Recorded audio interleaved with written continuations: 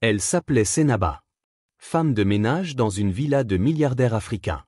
Une vie discrète, modeste, invisible. Jusqu'au jour où elle répondit à un simple appel. En néerlandais. Ce qu'elle ignorait? Ce mot prononcé allait déverrouiller un secret mondial. Réveiller des fantômes du passé? Et mettre le feu à l'ADN même de son identité. Et si votre vie n'était qu'un programme effacé? Et si votre passé vous avait été injecté comme un mensonge de laboratoire? Bienvenue dans l'histoire vraie de celle qu'ils appelaient. Tu crois connaître la vérité? Regarde jusqu'à la fin. Rien n'est ce qu'il semble être. Dans les ruelles parfumées de la Nouvelle-Dakar, ville mirage où se mêlent le sable rouge et les façades vitrées de villas futuristes, Senaba Diouf, 27 ans, avance à pas mesurés vers le portail monumental d'une résidence à étages.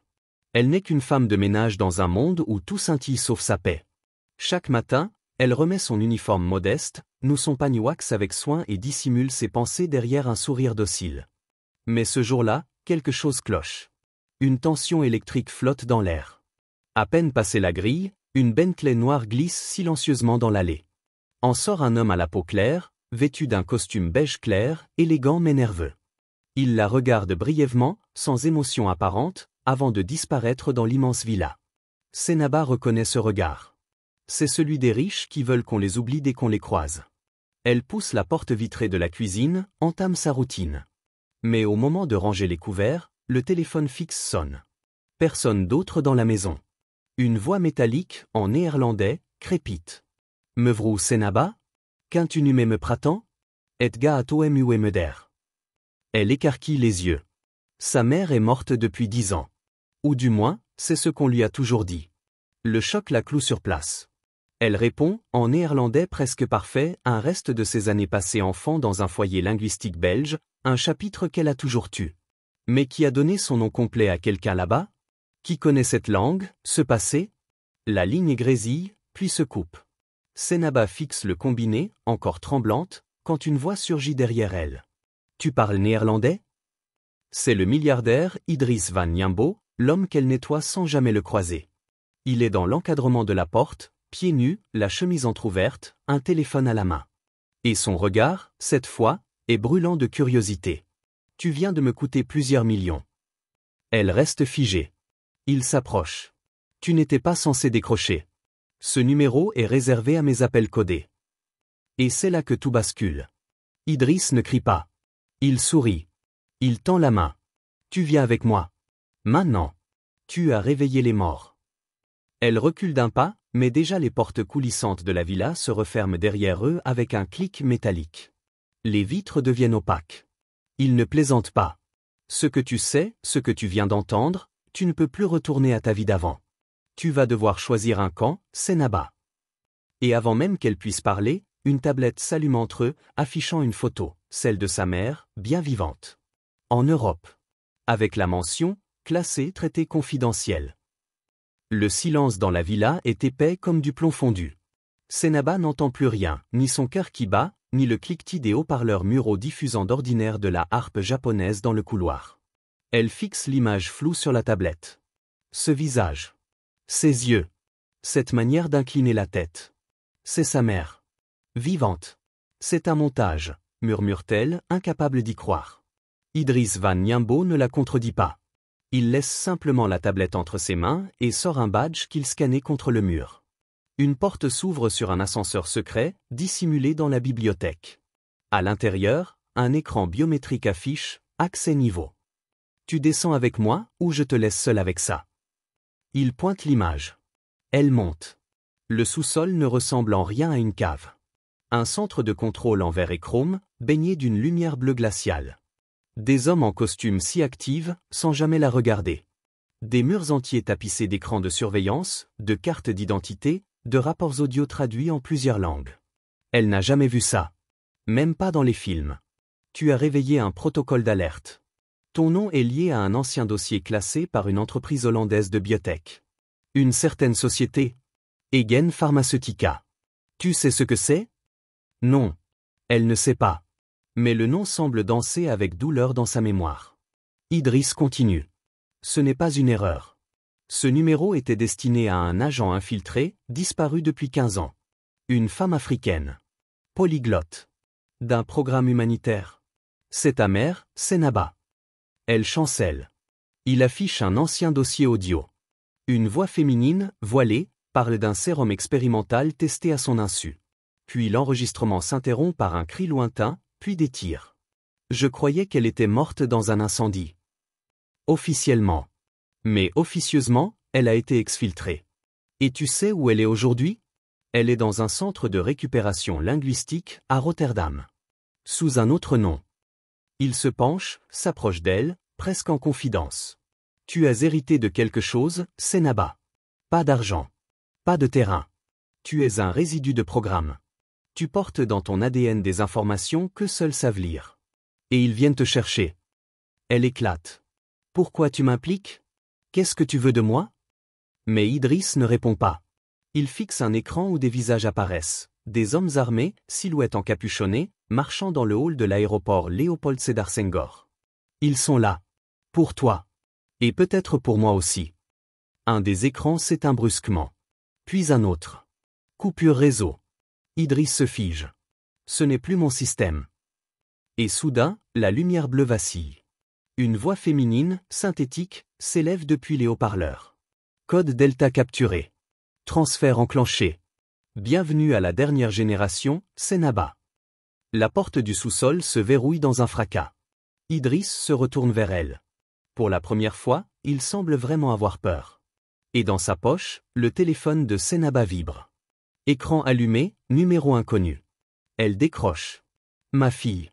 Ils t'ont menti à toi aussi. Mais je suis prête maintenant. Ne crois personne. Pas même lui. Clic. Le téléphone tombe des mains de Senaba. Comme un insecte qu'on écrase. Son cœur bat si fort qu'elle croit l'entendre se répercuter sur les murs métalliques du sous-sol. Cette voix, c'était elle. Sa mère. Vivante. Lucide. Et en fuite. Mais ce qui fige Senaba, ce n'est pas la surprise. C'est le regard d'Idriss, posé sur elle. Un regard qu'elle n'a encore jamais vu chez lui. Ni condescendant, ni protecteur. Soupçonneux. C'était elle, n'est-ce pas? Elle ne répond pas.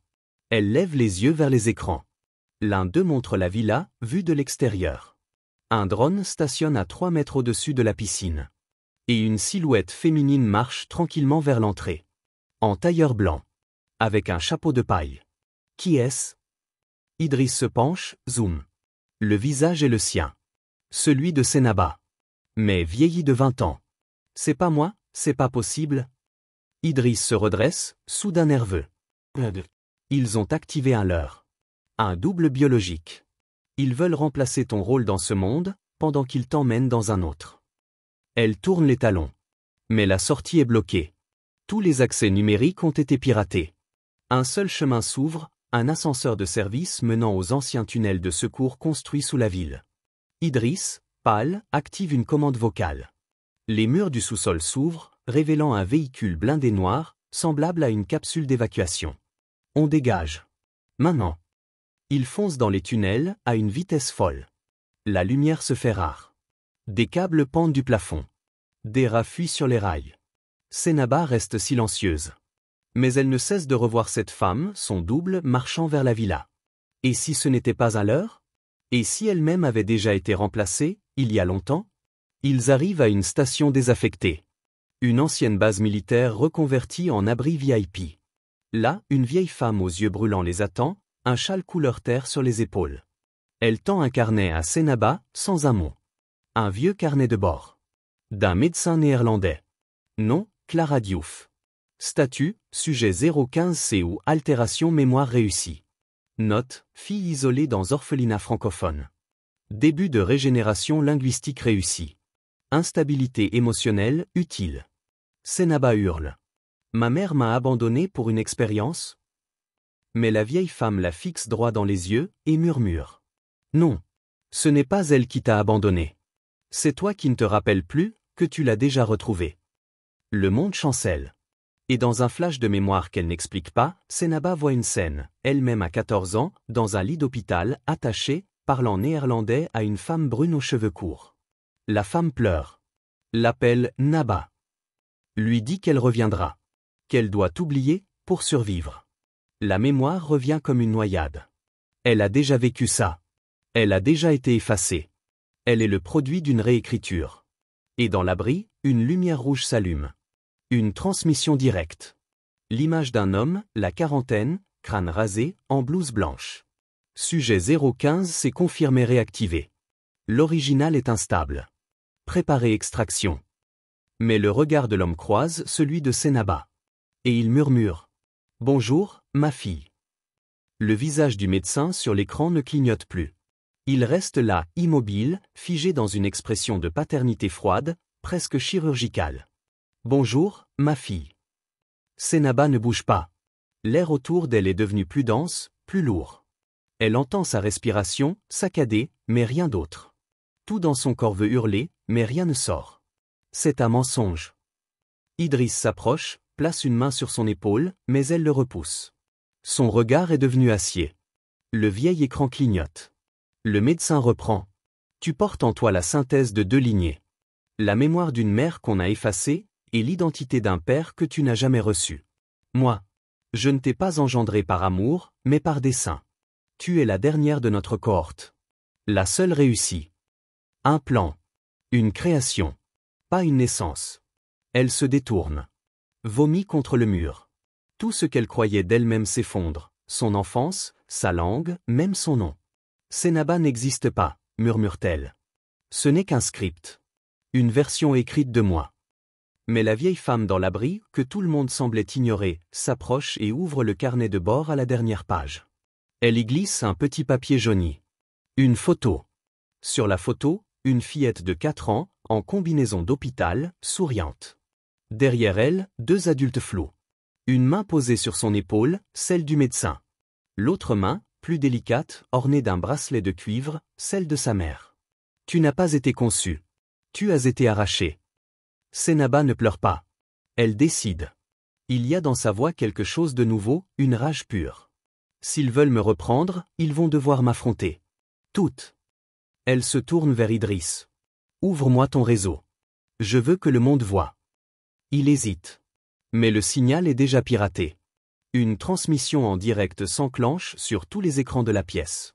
Le visage du médecin s'efface, remplacé par un feed caméra, un centre scientifique ultramoderne, en Hollande, où plusieurs femmes sont attachées à des lits. Toutes se ressemblent. Toutes sont Senaba. Des clones. Elle recule. Ses genoux fléchissent. Combien sommes-nous? Le système répond automatiquement, voix synthétique. 47. Statut inactive. Une seule unité active, 015C. Elle est la seule à avoir échappé. Mais alors, que sont les autres? Des corps? Des expériences? Des réserves? Idriss, lui, chancelle. Il ne savait rien de tout cela. Il a été manipulé aussi. Le milliardaire n'était qu'un financier naïf d'un programme plus vaste. Un pion. Je croyais que tu étais une anomalie dans mon système, mais c'est moi qui étais dans le tien. La vieille femme murmure. Tu veux survivre, Senaba? Alors il va falloir tuer quelque chose. Quoi? La version de toi que tu protèges encore. Celle qui croit mériter une vie normale. La lumière s'éteint. Le générateur siffle. Un dernier message s'imprime sur l'écran en lettres rouges. Extraction en cours 07 minutes. Un compte à rebours. Et la voix de sa mère, à nouveau, surgit dans une oreillette que Senaba ne se souvient pas avoir mise. Si tu veux m'atteindre, monte au nord. Mais ce ne sera pas moi que tu y trouveras. Ce sera toi. Avant la chute. Le passé l'attend. Mais il est armé. Les murs du bunker tremblent sous des vibrations sourdes. Le compte à rebours clignote en rouge, 4h12. Idriss attrape une mallette blindée, la serre contre lui. Il ne dit rien. Il sait déjà que ce qu'il emporte ne servira peut-être à rien. Senaba, elle, ne fuit plus. Elle avance. La carte thermique de la ville s'affiche sur un écran mobile, montée vers Nord Noir, une ancienne zone d'archives secrètes des multinationales hollandaises, sous le désert de l'Attar, en Mauritanie. Mais avant de partir, la vieille femme s'approche, glisse quelque chose dans sa main. Un petit morceau de miroir, terni sur les bords. Pour quand tu ne sauras plus si c'est encore toi. Regarde. Et si tu ne vois rien, détruis tout. 48 heures plus tard. Senaba et Idriss traversent un paysage désertique dans un 4x4 blindé, silencieux, sans GPS. Aucun satellite ne les suit, tous brouillés depuis la transmission du centre de clone. Une tempête de sable s'élève à l'horizon. Mais au nord, une lumière bleue danse sous la roche. Le nord noir. L'entrée est dissimulée sous un ancien poste colonial, enseveli et peint comme ruine. Mais dès qu'ils approchent, une caméra oculaire s'allume. Reconnaissance faciale. L'écran s'éclaire, bienvenue 015. Accès autorisé. Cenaba ferme les yeux. C'est réel. C'est ici. Ils descendent sous terre, dans un tunnel ovale, aux murs couverts de métal vivant, pulsant faiblement, comme s'ils respiraient. Au bout, une salle blanche, aseptisée. Et une voix automatique, féminine, suave. Cenaba Diouf. Test de cohérence initié. Veuillez vous asseoir. Elle s'exécute. Un bras mécanique injecte un liquide chaud dans son bras gauche. Ses pupilles se dilatent. Son souffle s'accélère. Elle entre dans l'interface miroir. Dans cet espace virtuel, elle se voit. Mais pas elle. Des versions d'elle-même. Une adolescente, rebelle. Une enfant qui pleure dans un laboratoire. Une femme plus âgée, les mains rouges. Et enfin, un double, qui lui parle avec sa voix exacte. Je suis celle que tu aurais pu devenir, si tu avais dit oui. Oui à quoi? Oui à eux. Aux hommes qui t'ont créé. Tu es une désobéissance. Un bug. Moi, je suis la version réussie. Celle qu'ils aiment. Celle qui ment bien. Elle veut crier. Fuir. Mais son corps est figé. Tu veux trouver la vérité? Il n'y a que des couches de version. Tu n'as jamais été libre, Cenaba. Tu as juste choisi ton type de prison. Mais Cenaba sort de l'interface, violemment. Le miroir dans sa main est brûlant. Elle le regarde. Rien. Pas de reflet. C'est toi la copie, murmure-t-elle. Et alors le centre explose en lumière. Des portes s'ouvrent. Des hommes en combinaison blanche entrent, lourdement armés. L'un d'eux hurle. Attrapez-la. Ne laissez pas le sujet fusionner. Fusionner? Mais déjà, Idriss hurle. Cours. Elle se précipite à travers les couloirs. Derrière elle, le double l'attend, immobile. Même visage. Même sourire. Tu veux savoir? Il faut prendre ma place. C'est la seule façon de comprendre. Et sans prévenir, le double lui saute dessus. Une lutte silencieuse, brutale. Chaleur contre froid. Mémoire contre oubli. Et soudain, le miroir tombe entre elles deux, se brise. Cenaba, haletante, se relève. Mais laquelle est-elle? Elle ne le sait pas. Et Idriss, en la voyant, baisse son arme. Cenaba? Elle le regarde. Elle hésite. Et elle répond en néerlandais. Ike Benahar. Marike Ba inquiète Mirnu. Le vent du désert s'est levé, violent et irrégulier, secouant la surface du nord noir. Mais sous terre, dans les couloirs effondrés du centre, Cenaba ou ce qu'il reste d'elle avance lentement, entouré de flammes naissantes, de sirènes brisées et d'écrans qui clignotent leur agonie. Derrière elle, le corps de l'autre Cenaba, inerte, brisé contre le miroir pulvérisé. Mais qui est morte? Idriss l'observe, tremblant. Son doigt caresse la détente de son arme. Il n'est plus sûr.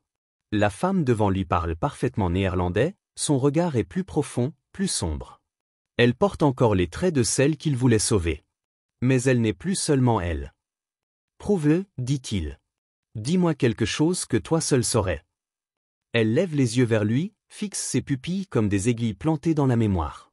Quand tu étais enfant, tu avais un chien que tu appelais Président. Il est mort empoisonné par un voisin jaloux. Tu ne l'as jamais dit à personne. Idriss recule. Comment tu sais ça? Elle s'approche. Je ne le sais pas. C'est venu quand elle est morte. Quand j'ai absorbé ce qu'elle était. Elle n'est plus l'ancienne Cenaba. Mais elle n'est pas entièrement l'autre non plus. Elle est la fusion. Dans le centre en flammes, un sas survit. L'ancien noyau. Le cœur de l'installation. Là où les données initiales sont stockées. Les génomes. Les journaux. Les noms. Les coupables. Elle entre seule. Idriss reste derrière. À l'intérieur, une machine biologique palpite, suspendue dans une cuve de verre, reliée à des dizaines de câbles. Une intelligence organique. On l'appelle code mère. Un cerveau artificiel construit à partir des tissus de la mère de Cenaba. Elle s'approche. Un écran s'allume. Une vidéo démarre. La mère. Avant sa disparition. En chair et en os. Elle parle à la caméra. Si tu vois ceci, ma fille, c'est que je n'ai pas réussi à nous sauver toutes les deux. Je t'ai porté, oui. Mais ce qu'ils ont fait de toi, je ne l'ai jamais voulu. Ils ont copié ta vie, ton corps, ton âme. J'ai signé un contrat que je ne comprenais pas. Pour qu'on te soigne. Et ils t'ont volé. Je suis devenu la machine. Le réceptacle. Pour qu'ils puissent te reconstruire sans cesse. Senaba tremble. Je ne suis pas né, je suis fabriqué. Mais la voix continue. Ils pensent que tu es leur réussite. Mais ils ont oublié une chose. Je t'ai donné quelque chose qu'aucune machine ne peut cloner. La dissonance. Le doute. La rage.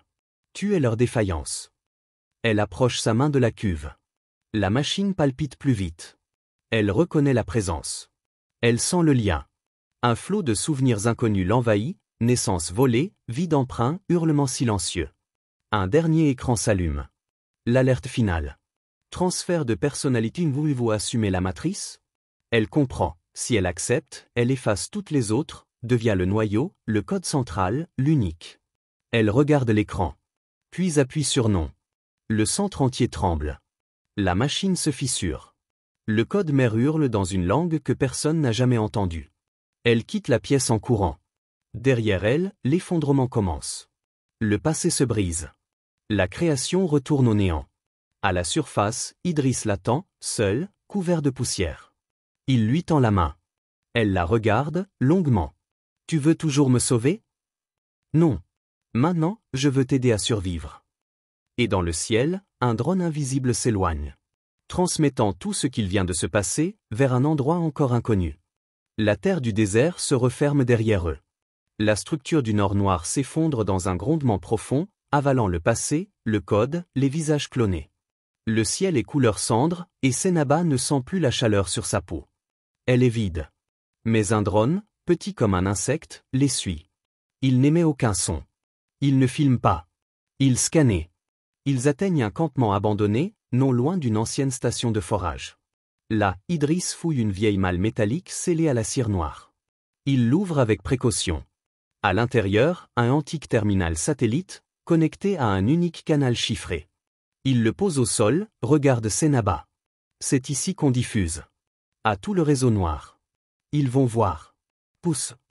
Mais lorsqu'il branche l'appareil, une voix familière jaillit dans l'air. Une voix qu'il pensait disparue.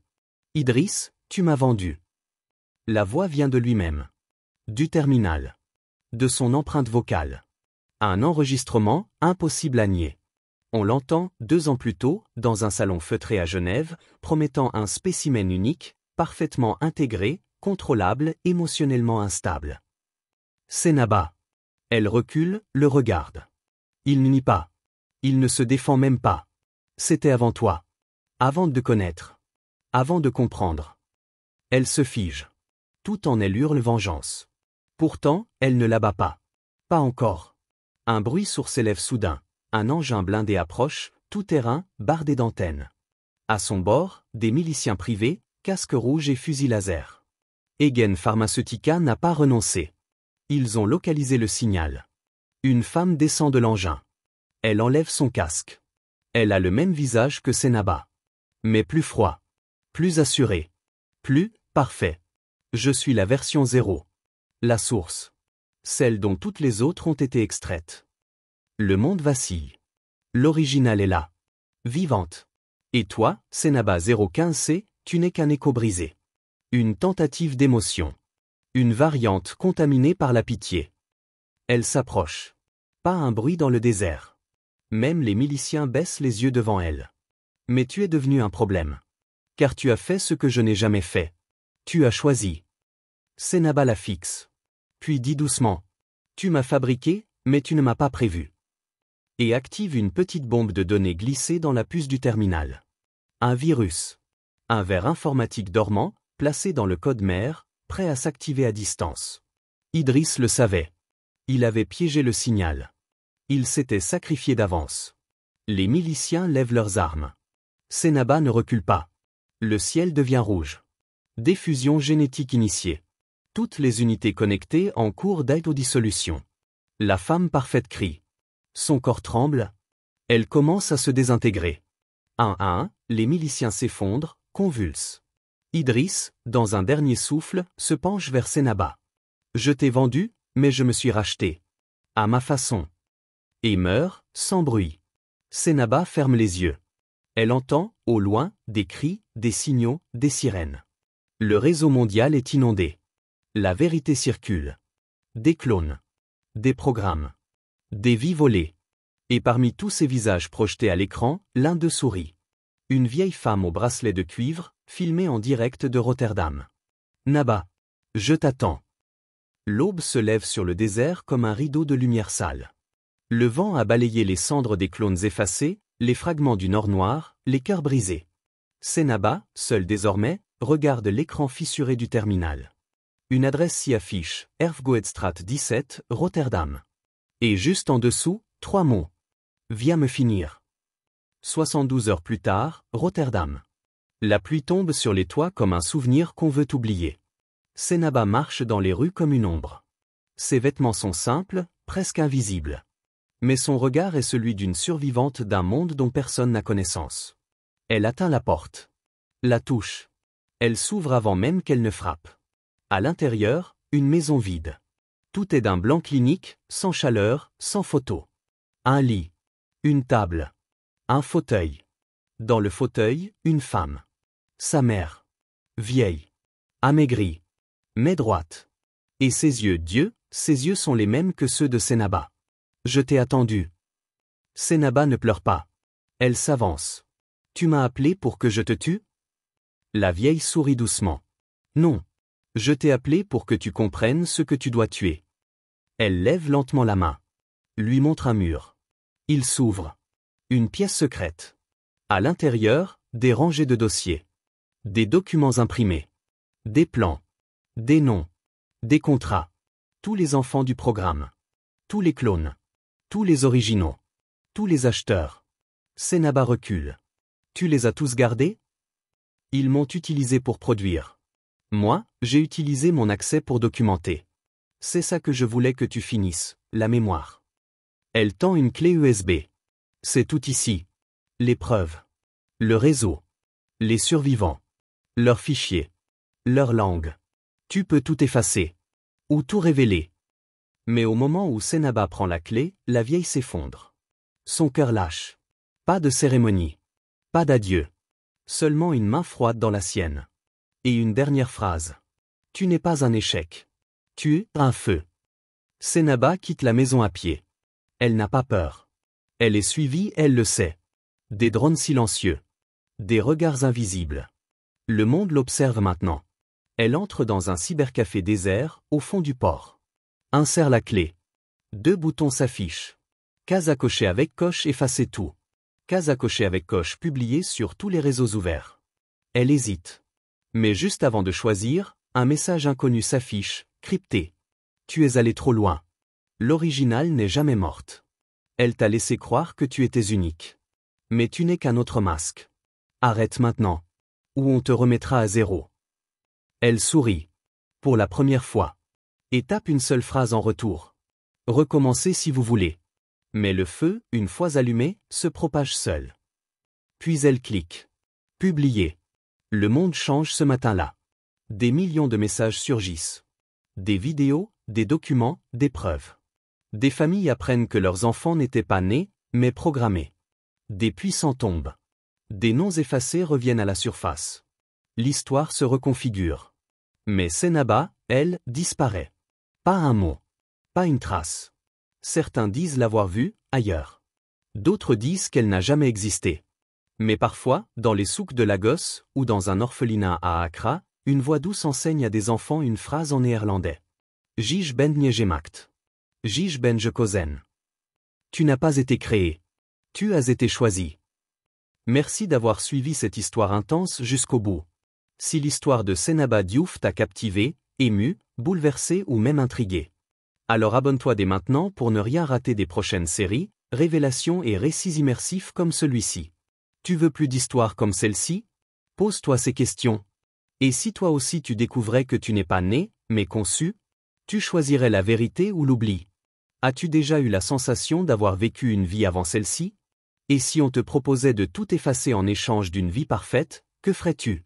La trahison peut-elle être pardonnée, si elle t'a sauvé? Réponds en commentaire.